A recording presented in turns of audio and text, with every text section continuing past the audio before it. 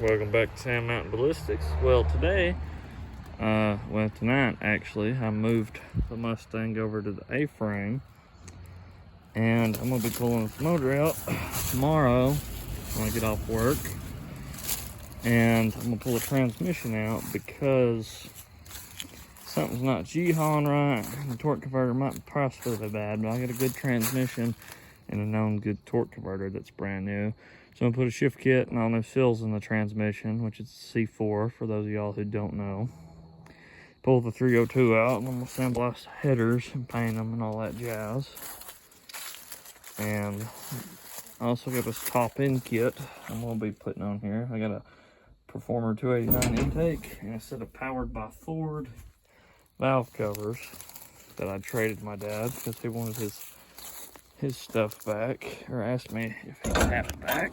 I told him if he wanted it, we could trade, because this one intake's already too high for the air cleaner, and the Mickey Thompsons, they're cool, but they're not period correct on this. So, I'm gonna pull this sucker out tomorrow morning. It shouldn't be too big of a deal, but I'm gonna start working on this thing. I got a new radiator to go back in its place, and some other little odds and ends.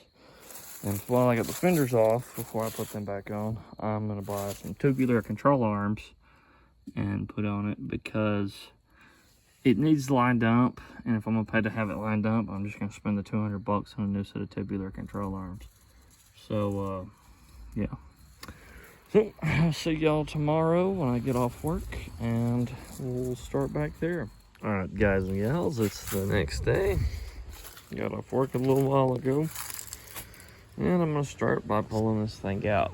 I think, could be wrong, thinking I can just take the carburetor off and leave the distributor here, which I may ought to just take the intake off and use an engine pulling chain on that instead of the top plate. But I'm gonna drain the radiator in a nice environmental friendly way, and I'm gonna probably go ahead and take out the bolts out of the torque converter, because I'm gonna have to split this transmission off anyways once I get it out.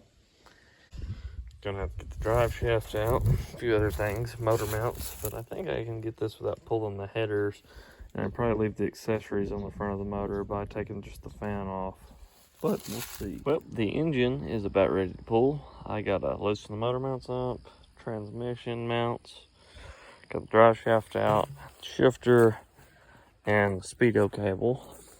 And to keep fluid everywhere, I'm just gonna stick this up in the yoke, and that'll fix it. Alright, well, the motor is out. Tomorrow, or sometime very soon, I'm gonna start on stripping the transmission out, taking the headers off and blasting them, painting them. Probably very soon on that, but I'm probably gonna do a little work in here. I'm gonna clean this up in the engine bay here while that's out, and probably paint this. This has been painted and probably clean up pretty good, so I'll check into all that. I'll probably paint it through here and stuff while the motor's out, just so I don't get overspray over everything. And I'll just slowly start chipping away at this car. I'm gonna take these collectors, I have to weld on these because some numb nuts cut these off. But anyways, this ought to work out pretty good. Well, I'm back at it again. I'm gonna go ahead and take these headers off so I can sandblast them. I picked up some sand today. I'll probably sandblast those maybe tomorrow. Might go ahead and split the transmission off here too, and take the motor mounts off. This motor mount on this other side here is worn out, and a kit to rebuild them is like 100 bucks. You can buy these 4-cylinder motor mounts really cheap, and I'm thinking I can take and grind this out and heat this up and just get the rubber and bolt and nut it through there like the rebuild kits are. So I'm gonna end up trying that, but first I'm gonna go ahead and take these headers off and start getting stuff settled in. All right, so I got the collectors welded on the best I could. because these was all hacked up, so I ground them down the best I could. I mean, they turned out pretty decent for what it is and for the welder I'm using. But I'm gonna sandblast these and spray brake cleaner down them and clean all the sand residue off. I'm gonna use this Eastwood manifold coating and brush paint all over that, and they should be set after that. All right, I'm back at it again. I got my motor mount rebuild kits, so I'm gonna take them off here in a little bit. But right now, I want to take the stud with a stud welding gun to this cam plug, take a dent puller and try and pop it out, because I'm curious as to what kind of cam is in this thing, and hopefully the numbers on the back. All right, I'm back at it again. I got my motor mount rebuild kits, so I'm gonna take them off here in a little bit. But right now, I want to take the stud with a stud welding gun to this cam plug, take a dent puller and try and pop it out, because I'm curious as to what kind of cam is in this thing, and hopefully the numbers on the back. There's the cam specs. I ended up finding them in a forum, and it ended up being a pretty stout cam, so I need a 2800 to 3200 stall, and those are really expensive. And the factory Mustang 2 converter is 2200 to 2400 from what I've gathered. I bought 2 converters for this setup because I wanted some better converter. I needed like a 28 to 3000 stall. So first, don't even pay attention to this. I bought this box right here, which is ready to ship up and leave because I'm returning it. Here's a 3000 stall, Summit Racing brand. It did not work. The flex plate holes would not line up with these little ears on them. It's got a 10.5-inch bolt circle. So, I thought, well, I'll call Summit Racing. And one of their gurus who worked there for 40-something years had cheat sheets that promised me that this one would work. And the holes don't line up with the flex plate. This is too long. The holes would have to be right here to line up with the flex plate. And I told them that several times. I have a 141 tooth flex plate, so I called them today. Lady didn't really try to make me pay shipping, but she asked some big wig down there, and they said, oh, we only got one converter that will work for that. It's a TCI. It's $760, and we won't have it till January 20th. And that's not going to work. And I got on Marketplace talking to this dude about a 5-speed, because I went back to thinking about putting a 5-speed in it.